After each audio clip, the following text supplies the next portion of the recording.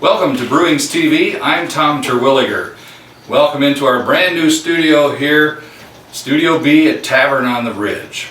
We start off tonight with a little good news. Brewings Magazine, the quarterly publication of the Shell's Border Batch, won second place for small chapters at BCCA's CANvention in Milwaukee, and we're very proud of that award. And this is Brewings TV, the video extension of Brewings Magazine.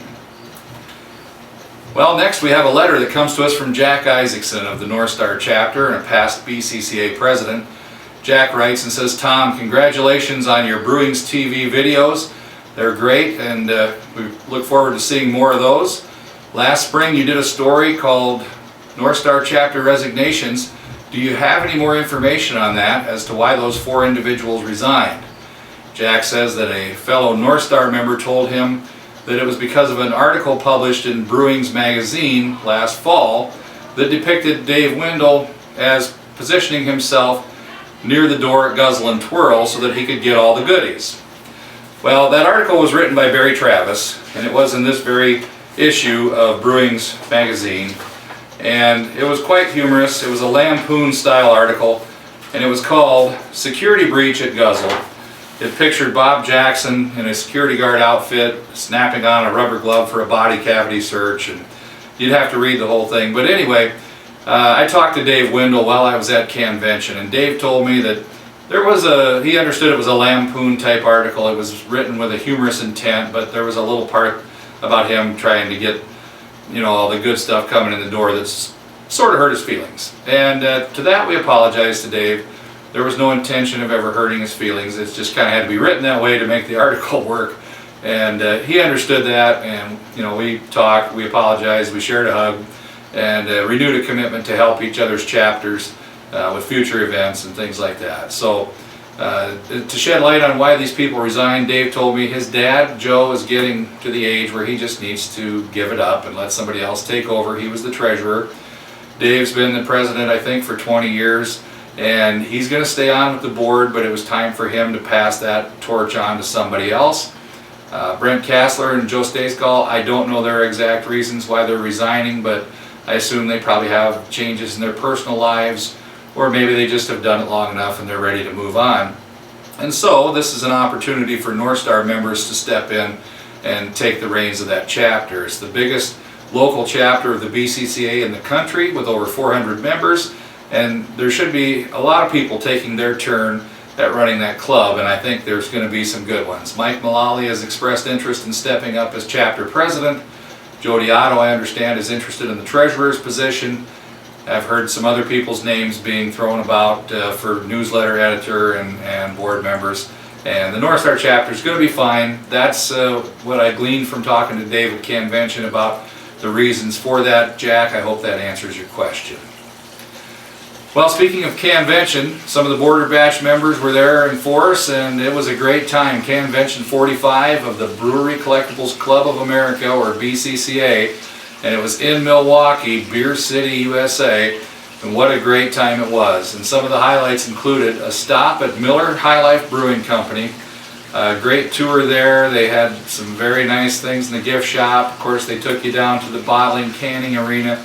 Then you went up into the top of the brew house. Then they walked you down one of the 10 original caves that was kind of museum-like. They converted it for the tour. There was a big painting at the end of the cave of a picnic scene, and Frederick Miller actually comes out of that as a hologram and starts talking to the visitors and drinking a beer while he's doing so. Very cool. Massive complex, almost like a city within the city. Well worth your time. If you ever get to Miller Brewing Company or you're in Milwaukee, get to Miller Brewing Company. It's definitely a must-stop. And a really fine tour, and you get 3 nice beers at the end of the tour, so I recommend it. Craft Beer Night was also no exception at Milwaukee this year. It was well attended, a lot of good Wisconsin and Milwaukee breweries there. One of the highlights for me was Pabst brought back Old Tankard Ale, which I don't know that I'd ever tried it. I remember it when I was a kid, but I'd never drank it. And we got to try some of that. They're doing that in small batches. So that was really cool. On Friday, of course, for the Border Batch, a stop at Best Place at Pabst Brewery. And let me tell you, that was well worth the time. The tour guide's name is Scotty, I believe, and he's got a snarky personality, real quick-witted fella. and we had a great time there. He gives you about a 30-minute history lesson with some videos and pictures. You get to drink beer during this. You get a free beer as part of the tour. You can buy more beers at a reasonable price. After you get done with that part of the tour, they take you up into another part of this small part of the complex, and where Captain Pabst's old office was. Like Jay Martin here in this picture, you can sit in Captain Pabst's chair at the desk, or if you're really feeling froggy, you can lay out on the floor right there by the Pabst logo. And then after that, it's back down through the garden.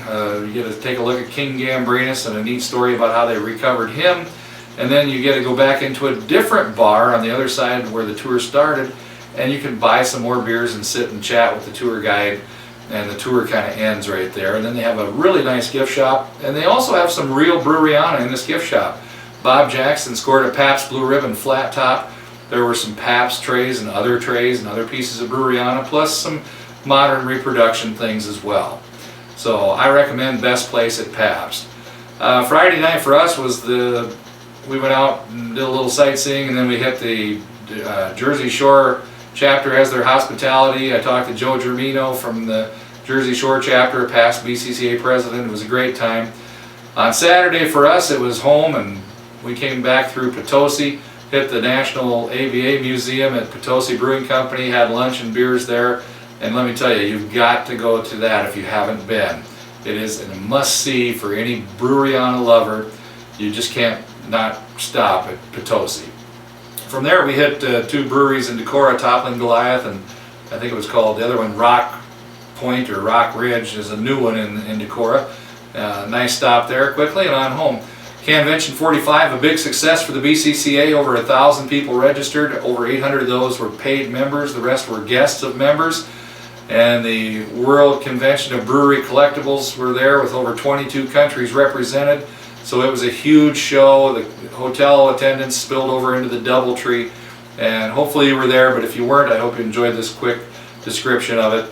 And next year CANvention is in Portland, Oregon on similar dates in early September. We'll have more on that later, but 2016, Portland, Oregon, a beer mecca. You might want to put that on your calendar. Friday, October 9th and Saturday, October 10th, the Northstar chapter is holding Guzzle and Twirl. I believe it's their 42nd annual Guzzle and Twirl. Friday night, room-to-room trading, hospitality room at the hotel in St. Paul, it's the Holiday Inn. And then Saturday at Aldrich Arena. It's a hockey arena that holds over 300 plus tables. And if you're looking for Breweriana, the odds are good you could find it there. There's something for everyone. And it's a beautiful time, great parking at Aldrich Arena. No problem to get a spot to park, and easy in, easy out, not hard to find. So if you want more information on Stubiefest or on Guzzle and Twirl, just go to borderbatch.com. Finally, one more thing. We have our local member Scott Schidler from Hutchinson, Minnesota, stopped into Mankato Brewing Company, and Scott took a picture of himself sitting in their new tap room, which has all been remodeled and redone and expanded. And here's Scott taking a little time out to have a beer at Mankato Brewing Company. They make fine beers. They're easy to find right there in kind of north side of Mankato. Great little stop, and I recommend that also. Thanks for the picture, Scott, and the update on their tap room. And if you'd like to have your picture on Brewings TV, or if you have any news or information, send it to shellsguy@outlook.com.